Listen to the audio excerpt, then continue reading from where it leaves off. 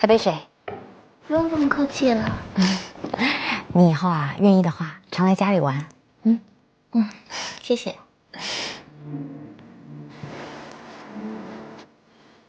南梦姐，你家布置的真的很温馨哎。真的啊？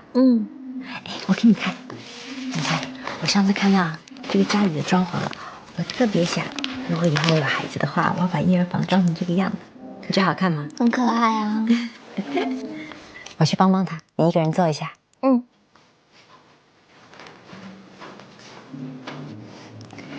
哎，豆角包好了，还有这些蔬菜也洗好了。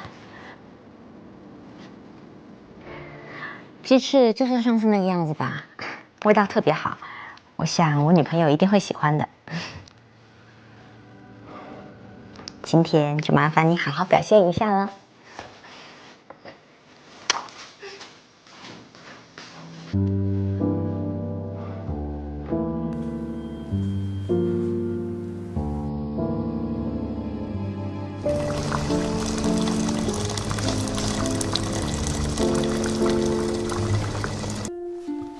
乃梦和爱宝几乎成了无话不谈的朋友。看着他们俩那么好的关系，我心里总有一种说不出来的矛盾和纠结，总觉得有一种潜在的危险在我周围围绕着。娜娜，是吧？为啥这个狗熊戴着帽子？为啥它这个帽子这儿呢？这个狗熊做这个狗熊的时候，这阿姨给他穿的衣服呀。哪个阿姨呀？这是做狗熊的阿姨。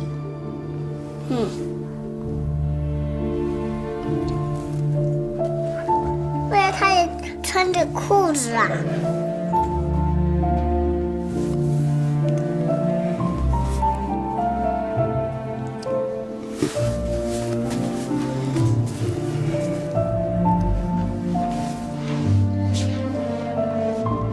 爱宝走进了我跟乃梦的生活，可闹闹渐渐走进了我的心里。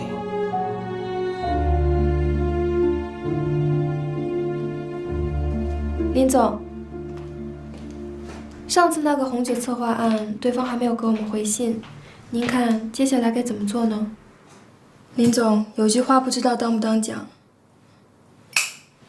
讲。咱们新来的任意是对方冯总公司的校友，咱们何不死马当活马医，试试看呢？你是说仁义？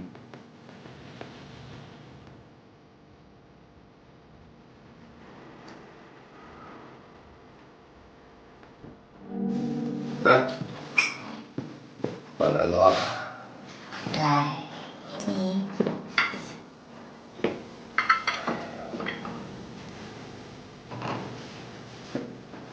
多吃点啊。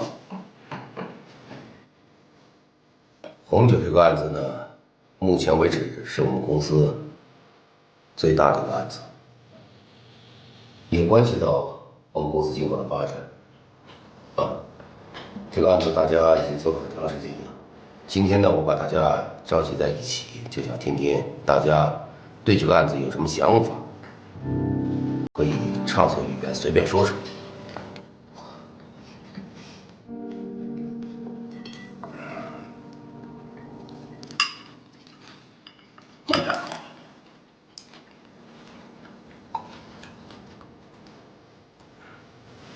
哎，仁义啊，你来公司也有一段时间了，对这个案子应该有所了解。我也想听听你对这个案子有什么建议，或者有什么想法。对红酒这个案子，我是有些了解，有一些个人的看法。我的建议是，放弃传统的广告投放方式，加入高端新媒体的介入。我有足够的市场数据来证实这个措施的可实施性。还有就是，我们公司一定要改变我们的广告策划案。如今做广告策划案，第一，你一定要去考虑客户的存在感，还有就是市场的时效性。这个时效性非常重要。我相信，改正了这2点，客户一定对我们再无疑虑，并且我敢说，我对成效负责。你的信心有多少？年轻人，别说大话嘛。冯总那边可是一点耐心都没有了，这可是背水一战，失败了就没有机会了。我说我的信心有100%，有意义吗？那你刚才凭什么保证？你刚才又凭什么说对成效负责？凭我对市场的认知度，凭我工作中建立起来的关系网，更重要的是，凭林总对我的信任。好，行了，都别争了。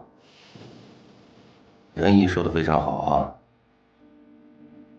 我今天呢，跟大家宣布一件事情，从现在开始，我们公司这个品牌的红酒广告策划案，全权交给仁义来负责。仁义，你的意思呢？我的意思就是，只许成功，不许失败。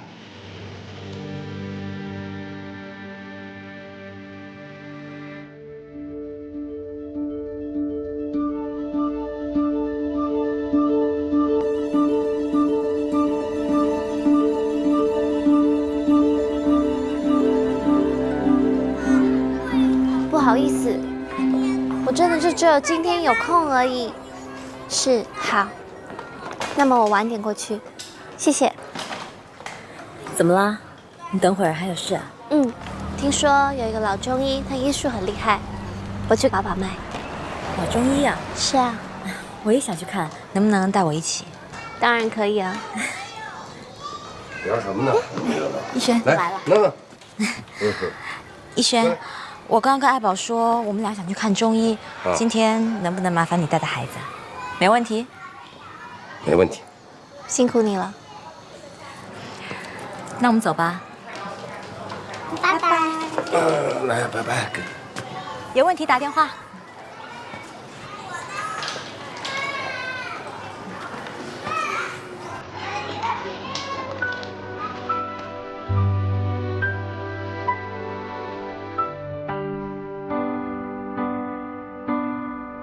我和闹闹玩了很久很久，仿佛整个世界只剩下我们2个。闹闹是爱宝的孩子，可不知道为什么，我跟他在一起的时候，我会那么开心，就好像闹闹是我自己的孩子。在那一刻，我完全忘记了我是谁，忘记了烦恼，忘记了危险，甚至忘记了爱宝的存在。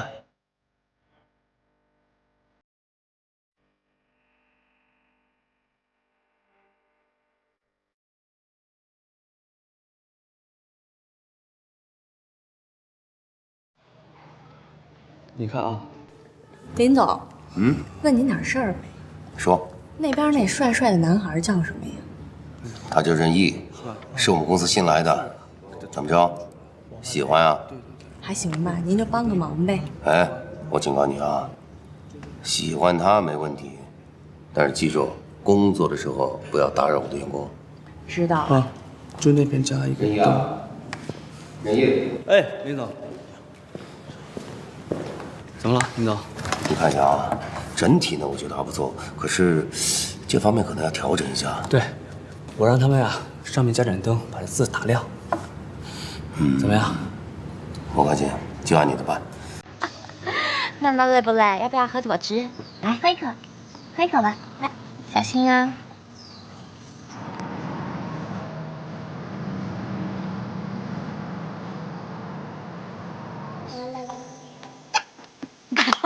好棒啊！我还要接一次。好，拜拜。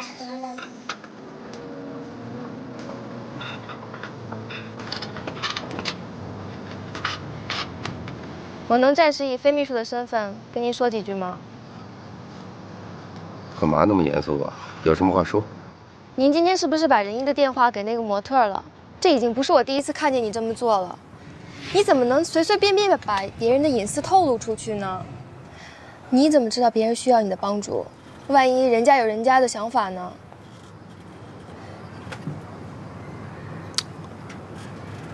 你跑了我这儿来大叫大嚷干嘛呀？不就喜欢仁义吗？直说嘛。我可没那么说。还说没有？你瞧瞧，我这咖啡都变成醋了。喂，我想问问你啊，你哪个眼睛看见我把电话给那个女孩了？行了，我能看出来你喜欢仁义，我给你盯着呢。嗯。哎，既然你喜欢他，那咱们就应该分析一下他啊。仁义的学历又高，人又帅，别说那几个模特盯着他，我们公司的好几个女孩都盯着他呢，你可要小心一点。啊？还有谁啊？这我就不方便透露了，容易引起内部矛盾。不过我也侧面打听过，他至今还单身，我也从来没发觉过他跟任何女孩约过会。就这个情况的话，我觉得只有3种可能性。哪3种呢？第一种，他同性恋。不可能。这第2种，性冷淡。胡说，您又胡说了。啊不，这个不太会胡说啊。你想想，现在白领呢，工作压力大，很容易得这方面病的。您是在说您自己吗？我是吗？我是一个例外，好吗？那你怎么知道他不是个例外呢？行，他是个例外。第3种吗？这第3种呢，就比较关键了。仁义不喜欢泡吧，不喜欢夜店。那你告诉我，他喜欢什么呀？他想找什么样的女孩？他肯定想找一个跟他有共同语言的女孩，是不是？按照咱们这样分析，我觉得适合仁义的，也就只有女博士了吧。他喜欢的是一种知性美。知性美。我这么说，你明白以后该怎么做了吗？我明白了。既然你明白了，能让我自个儿待会儿吗？好嘞，那我就不打扰您了。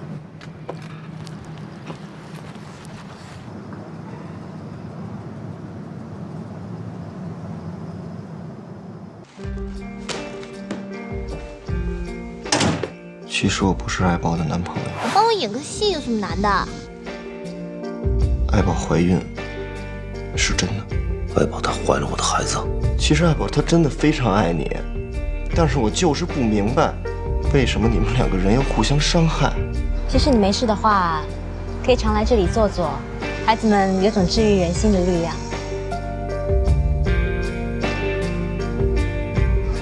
你以后别再来了。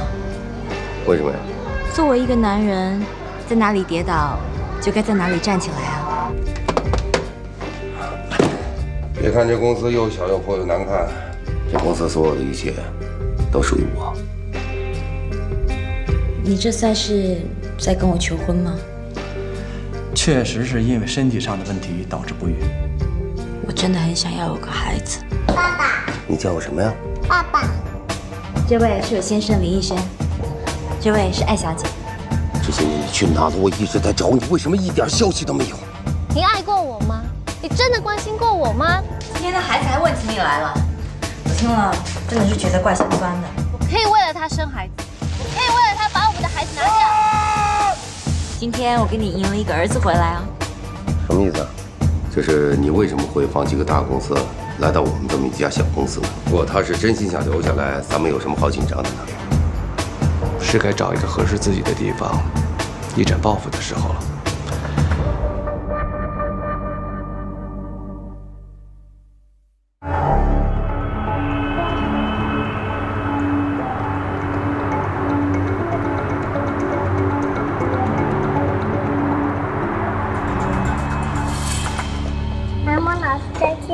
再见，真乖。来，来，爸爸。爱宝，再见。那就麻烦你帮我送爱宝了。慢点。坐好了。那我去了。嗯，开车小心点。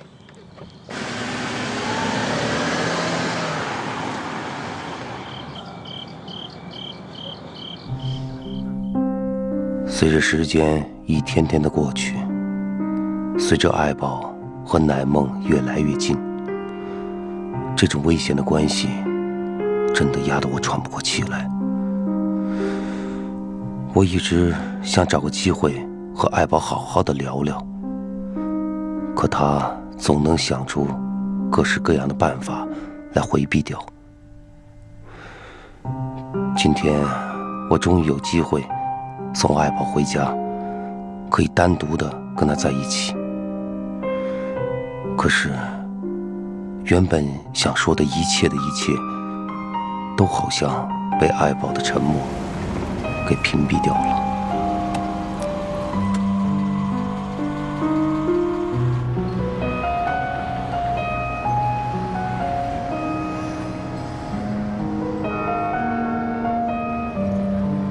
看他睡得挺香的。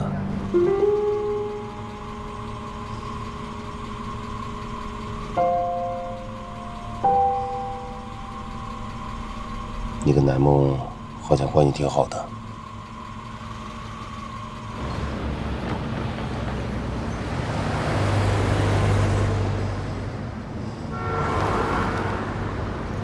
你到底想我怎么样？难道不想对我说点什么吗？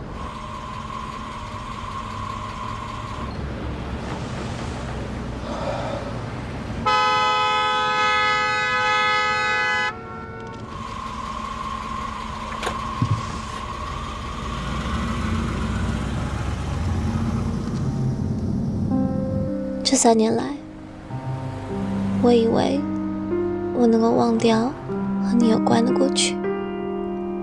我在无数个谎言中虚度着自己的世界。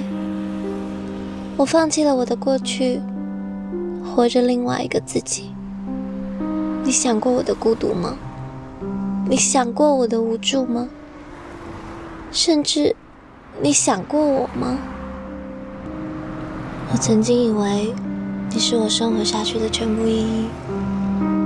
遇见你，我不再茫然和孤独。你让我体会到爱情的甜蜜，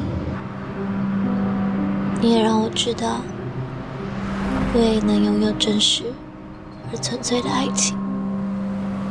我麻木的人生也可以拥有奇迹。可是现在呢？现在我们彼此在生活中扮演角色给别人看，压抑着内心的痛处，在强颜欢笑。你知道吗？我最难过的不是我爱的人不爱我，而是我爱的人消失在我的世界里。我丢掉的是2个恋人和爸爸。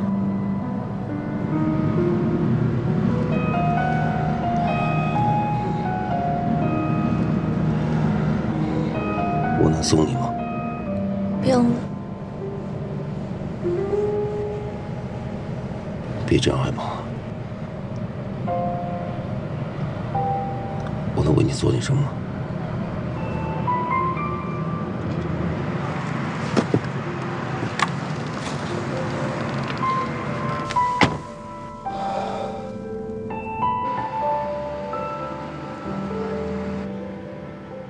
我不在你身边，你要好好照顾自己，行吗？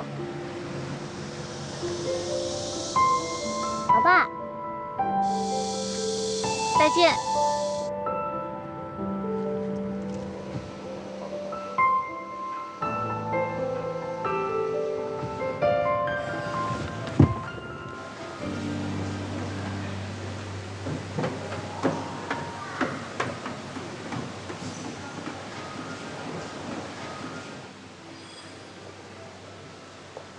艾小姐好。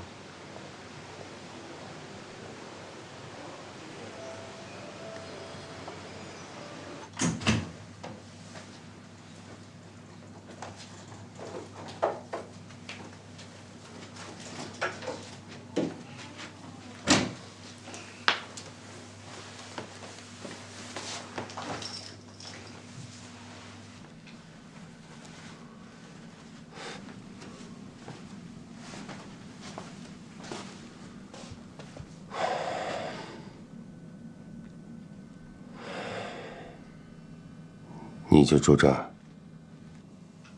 是啊。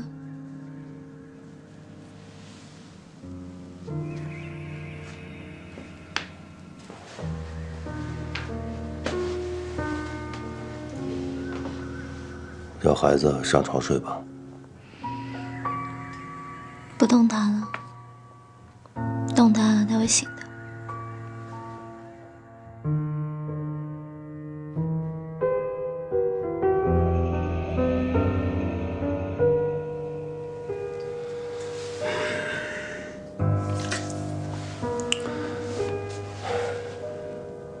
这酒店，这房间，这一天下来费用挺高的，你怎么能付得起呢？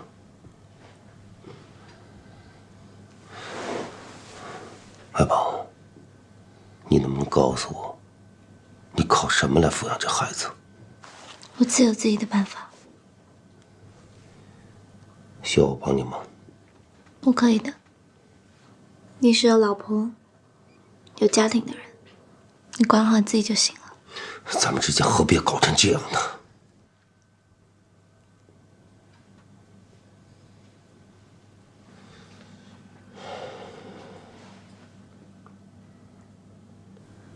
以后你有任何需要，都可以来找我，我会全力帮你。不需要。孩子睡了，我也累了。你再不回去，南梦姐会担心的。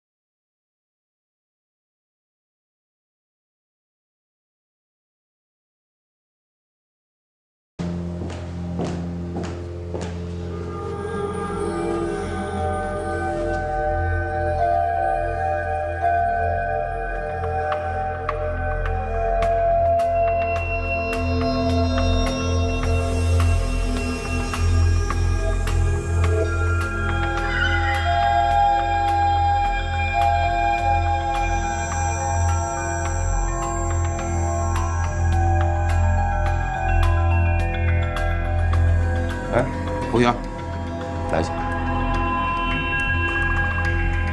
你好，先生，有什么需要？可能我朋友不在房间，刚才我在这儿把东西落了，你能不能帮我打开门？好，可以。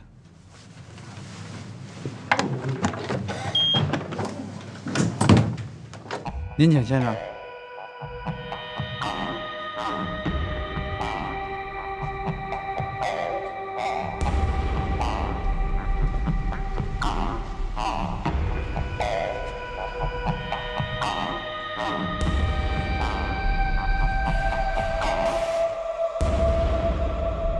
这怎么回事啊？这明明人在里边呢，怎么没了？您是艾小姐的朋友吧？啊，她人呢？她在另外一个房间。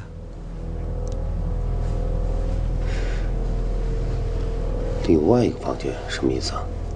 艾小姐是酒店的老客户了，她还有一间承包房，也是在这一层，是她和孩子住的。刚才这间房间是她接客的地方。您知道，一个单身的女人带着一个孩子挺不容易的。这些年你靠什么来养活自己？靠什么来养活这孩子？就是因为他妈这个狗屁男人收了你，你就跟他结婚生子，对吗？别再折磨我了，把所有的一切都告诉我好吗？谢谢。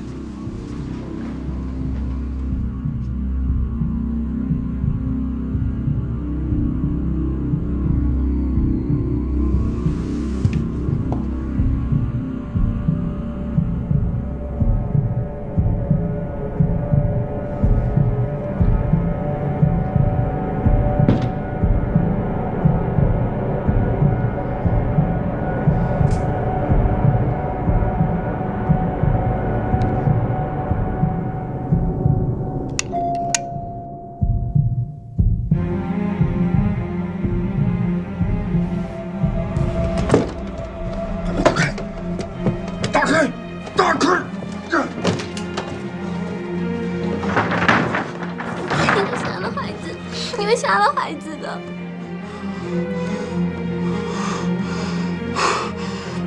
出来！你给我出来！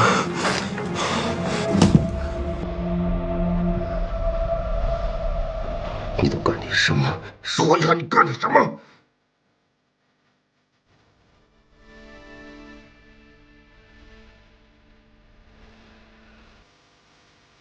你搞什么养孩子？你说话！你搞什么养的孩子？说话呀！你跟我领证，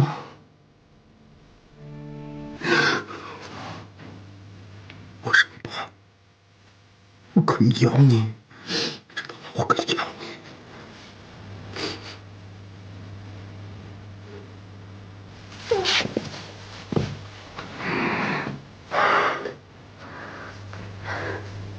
你怎么那么傻？